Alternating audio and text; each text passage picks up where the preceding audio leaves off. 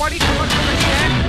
तो लगातार देखिए, अगर दौरों की हम बात करें तो इजराइल में इस वक्त ब्रिटेन के प्रधानमंत्री ऋषि सुनक है, उससे पहले अमेरिकी राष्ट्रपति जो बाइडेन आए और फिर वही जर्मन चांसलर भी पहुंचे थे। लेकिन यहां पर ये बड़ी खबर, लेबनान पहुंचे हैं जर्मनी के रक्षा मंत्री और लगातार ये कोशिश हो रही है। अगर हम देखें इस युद्ध की बात, पूरी दुनिया दो धड़ों में बंटती हुई दिख रही है, लेकिन कहीं ना कहीं ये प्रयास भी हो रहे हैं कि शांति बनी रहे, किसी तरीके से बीच का रास्ता निकले। यहां पर ये बड़ी जानकारी मिल रही है।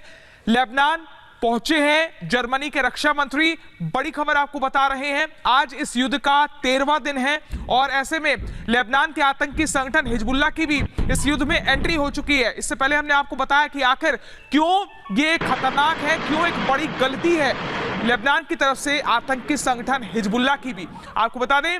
साथ ही अमेरिका ने भी सीधे तौर पर यह कहा था कि इजराइल को 3 मोर्चों पर युद्ध लड़ने की जरूरत नहीं है, लेकिन अगर लेबनान के आतंकी आएंगे तो अमेरिकी सेना भी पूरी तरह से तैयार है। युद्ध काल चारों ओर घमासान,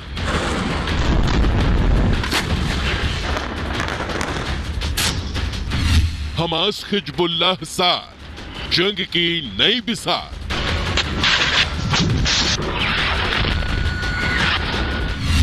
ईरान का खेल नेतन्याहू करेंगे फेल।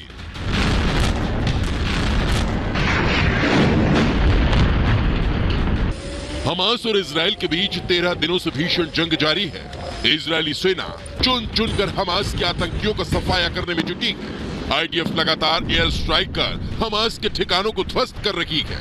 नेतन्याहू की सेना के ताबड़तोड़ हमले से अब इस युद्ध में हमास कमजोर पड़ता नजर आ रहा है। ऐसे में लेबनान का आतंकी संगठन हिजबुल्लाह इजराइल के खिलाफ बड़ी लड़ाई की तैयारी कर रहा है।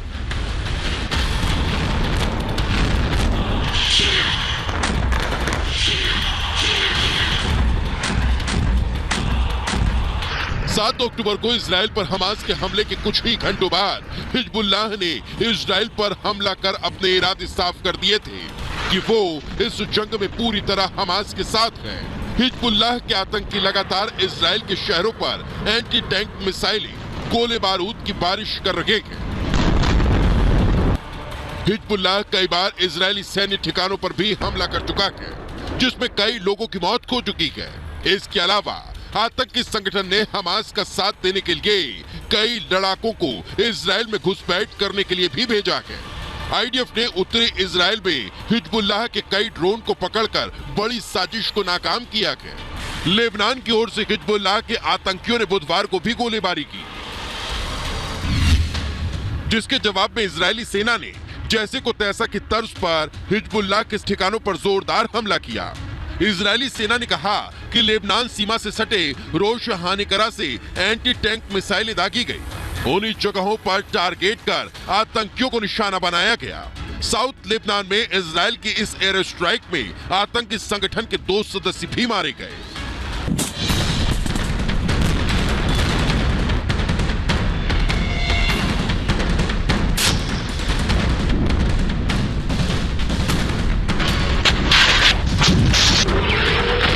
हमास के साथ चल रहे जंग के बीच आईडीएफ अब नए मोर्चे पर लड़ाई लड़ रही है।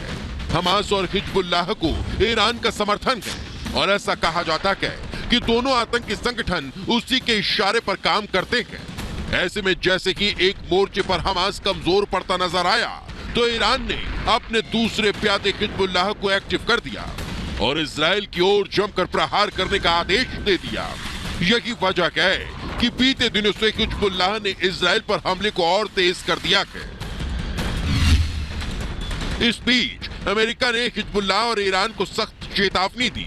इजराइल विरोधियों को रोकने के लिए पेंटागन ने पहले ही इजराइल के पास पूर्वी भूमध्य सागर में अपने युद्धपोत तैनात कर रखे हैं। ईरान कभी नहीं चाहता ये युद्ध खत्म हो, वो इजराइल को बर्बाद करने में जुटा है।